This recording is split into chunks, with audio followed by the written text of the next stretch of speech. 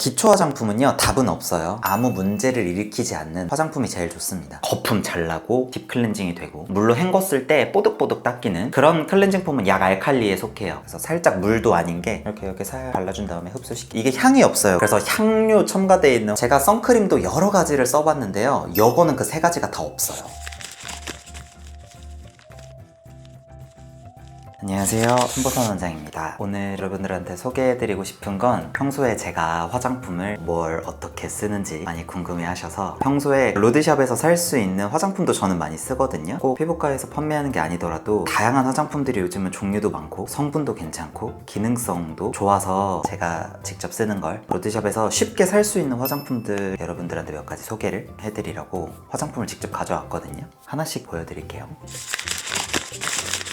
먼저 세안 단계에서 제가 쓰는 클렌징 폼을 먼저 소개를 해드리려고 하는데, 얘는 로드샵에서 구매하는 건 아니고요, 피부과에서 판매하고 있는 히스토랩 제품입니다. 저희 피부과에 여기서 쓰는 클렌징 폼도 전부 이거거든요. 클렌징 폼 많이 궁금해 하시는 것 중에 하나가 약산성을 써야 하냐 라는 질문이 제일 많아요. 클렌징 폼은 약산성, 약알칼리성 이렇게 두 가지로 나눕니다. 사실은 약산성이라는 표현이 올바른 표현은 아니에요. 이산성이라는 표현이 맞습니다. 건강한 피부 환경을 유지하려면 pH가 한 4.5에서 5.5, 6.5를 넘지 않는 그 사이에 유지가 됐을 때 얼굴 피부 상태가 제일 건강하게 유지된다, 많이 알려져 있죠. 우리가 평소에 쓰던 거품 잘 나고 딥 클렌징이 되고 물로 헹궜을 때 뽀득뽀득 닦이는 그런 클렌징 폼은 약 알칼리에 속해요. 약산성으로 갈수록 계면활성제를 그만큼 덜어냅니다. 세정력이 조금 떨어질 수 있어요. 약산성 클렌징 폼을 쓸 때는 클렌징하고 물로 헹구면 약 알칼리랑 다르게 약간 미끌거리는 느낌이 들 수 있거든요. 그게 특징이에요. 근데 제가 얘를 선택한 이유는 약산성과 약 알칼리의 중간입니다. 약간 중성의 pH를 유지를 하면서 너무 약 알칼리는 아닌데 세정도 잘 되고 마지막 클렌징 단계에서 물로 헹궜을 때 뽀득한 느낌이 들어요. 보통 남성분들이 약산성 클렌징 폼을 쓰고 피부가 더 뒤집어졌다는 말을 하시는 분들이 있는데, 약산성으로 갈수록 계면활성제를 덜어내기 때문에 세정력이 떨어져요. 피지 분비가 심하거나 얼굴에 기름이 많이 도는 분들은 무조건 약산성 클렌징 폼을 선택하는 게 답은 아닙니다. 저는 피지 분비도 평소에 많은 편이기 때문에 약산성으로 하는 건 부족한 느낌이 들어서 중성의 클렌징 폼을 선택해서 쓰고 있습니다. 사실 파랑색 통의 센카 퍼펙트웨이 클렌징 폼은 대표적인 약 알칼리 클렌징 폼입니다. 엄청 거품도 잘 나고요, 얼굴 닦고 나서 물로 헹굴 때 엄청 뽀득뽀득하게 잘 닦이는 것 때문에 남성분들이 많이 쓰시는데, 저도 저녁에 쓸 때가 있어요. 의사들마다 견해는 조금 다르겠지만 약 알칼리가 무조건 피부에 안 좋다라고 저는 생각하진 않거든요. 실제로 여드름이 많이 나고 피지 분비 심하신 남성분들 아니면 청소년분들은 약산성 클렌징 폼으로 썼을 때 오히려 세정이 덜 돼서 여드름이 심해지는 경우가 있어요. 약 알칼리 클렌징 폼에 대한 인식이 너무 안 좋다기보다는 조금 꺼려지는 느낌이 있는데, 내 피부에 맞는 게 사실 가장 좋은 화장품입니다. 뭐가 답은 없어요.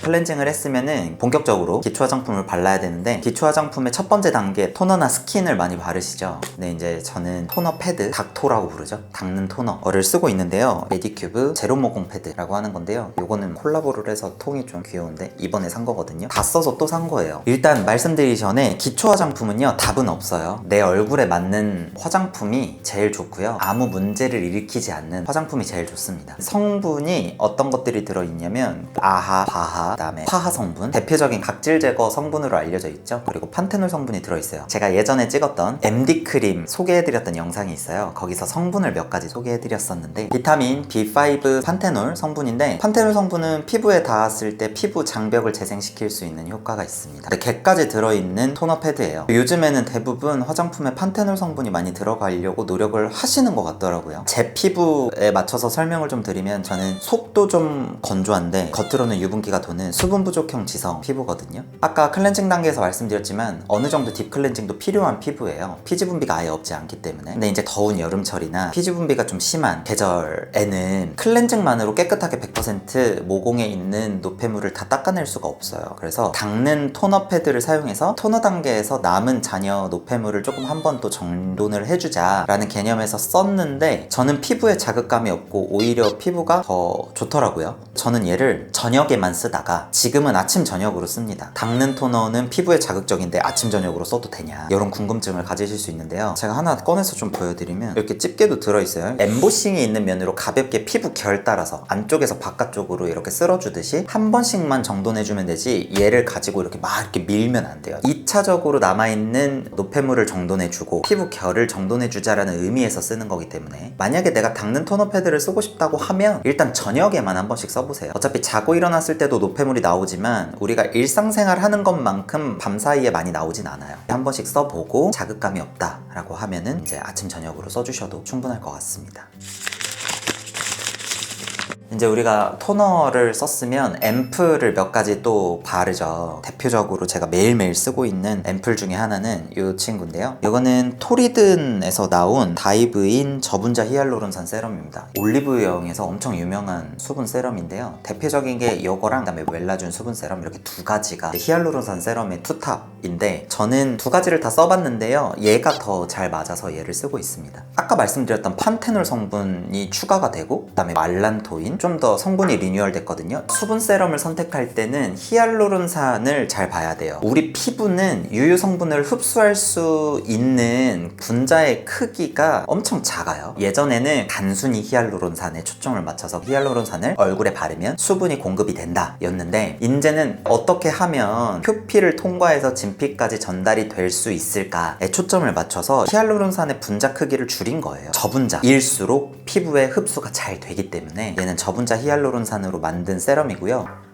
약간 콧물 제형이라고 하죠. 그래서 살짝 물도 아닌 게 피부에 막 흘러내리는 건 아니어서 이렇게 살 발라준 다음에 흡수시키시면, 이게 향이 없어요. 그래서 향료 첨가되어 있는 화장품 싫어하시는 분들은 이거 쓰셔도 괜찮을 것 같습니다. 하나를 더 소개해 드릴게요. 피부과에서도 판매하고 있는 에스트라, 유명한 브랜드죠. 에이시카 흔적 진정 세럼 pH 4.5. 이거는 제가 리뉴얼 되기 전부터 썼었는데, 리뉴얼 되면서 뭐가 바뀌었냐면 pH 4.5라고 써져 있죠. pH 농도를 미산성으로 좀 맞출 수 있다. 세럼의 대표적인 성분은 나이아신아마이드입니다. 나이아신아마이드도 많이 한번 들어봤을 텐데요. 대표적인 잡티 흔적을 케어해 줄 수 있는 성분이 나이아신아마이드죠. 나이아신아마이드가 멜라닌 색소를 표피로 이동하는 것을 억제해주는 역할을 합니다. 그다음에 시카 성분이 들어있어서 피부 진정에 좋은 성분들이 있습니다. 저는 이거를 밤에 보통 자기 전에 발라주고, 만약에 트러블이 좀 났다, 얼굴에 붉은색 색소 침착이 다른 데보다 조금 많다 싶을 때는 조금 더 자주 써주는 친구입니다. 이것도 올리브영에서 사실 수 있어요.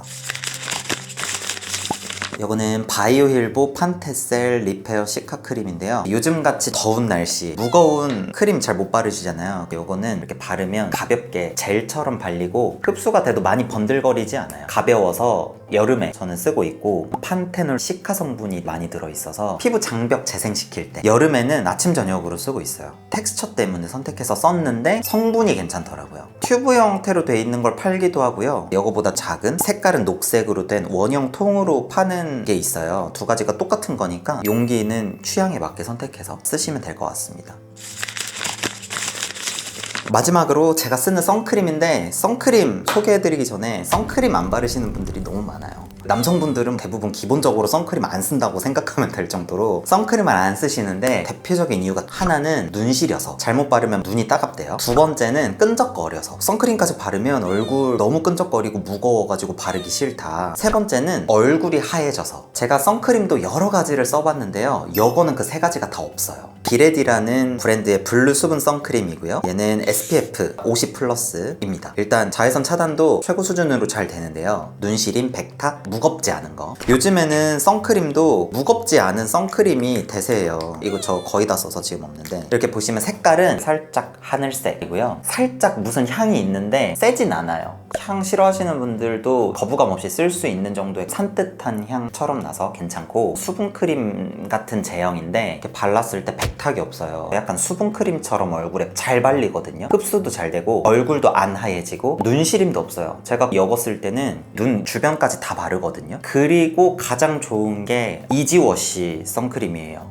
클렌징 폼으로 1차 세안만 해도 잘 세정이 되는 선크림이거든요. 남성분들이 쓰기에 너무 좋은 선크림이라 가끔 선크림 추천해달라고 하시는 남성분들한테 제가 추천하는 선크림이거든요. 그리고 얘는 올리브영에서 가끔 행사할 때 사면 1+1이에요. 그때 사서 쓰시면 저렴하게 쓸 수 있기 때문에 너무 괜찮은 선크림 중에 하나입니다. 원장님, 선크림 보통 남자분들이 많이 안 바르시는 이유 중에 하나가 500원 동전만큼 짜가지고 얼굴을 다 덮어야 된다, 여러 번 발라야 된다, 그런 얘기가 있잖아요.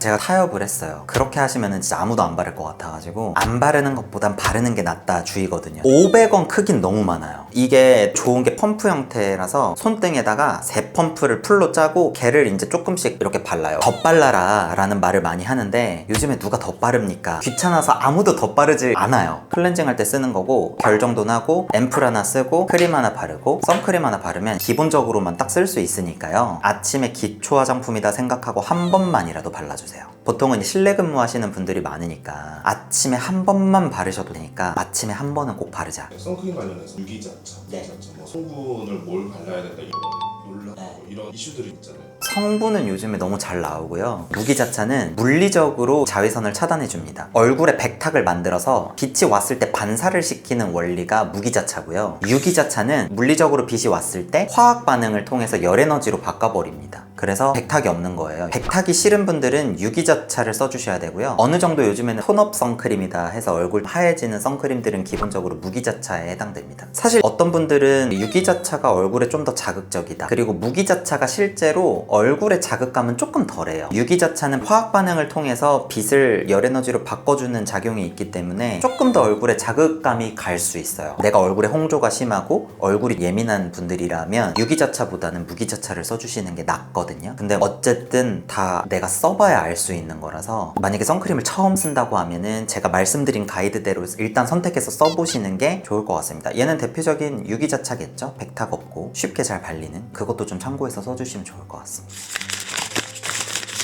제가 오늘은 좀 간단하게 설명을 드렸는데 원래 소개해주고 싶은 화장품이 많거든요. 근데 이제 시간상 오늘 제가 딱 핵심적으로 쓰는 화장품들만 모아봤습니다. 저는 피부 타입이 수분 부족형 지성에 해당되기 때문에 혹시나 이걸 보시는 구독자분들 중에서 수분 부족형 지성에 해당된다 판단이 되시면 이렇게 한번 써보시는 것도 도움이 되실 것 같고요. 하나만 골라달라고 얘기하시는 분들도 가끔 있거든요. 하나만 고르라고 하면 선크림 있죠, 당연히. 얘는 노화도 예방할 수 있고 데미지도 차단할 수 있고 얼굴의 색소도 막을 수 있으니까 라고 말씀드리고 싶고, 다음번에는 다른 제가 평소에 많이 쓰는 화장품들 더 소개해드리는 시간도 만들어 볼 테니까 다음 영상에서 또 뵙도록 하겠습니다. 안녕.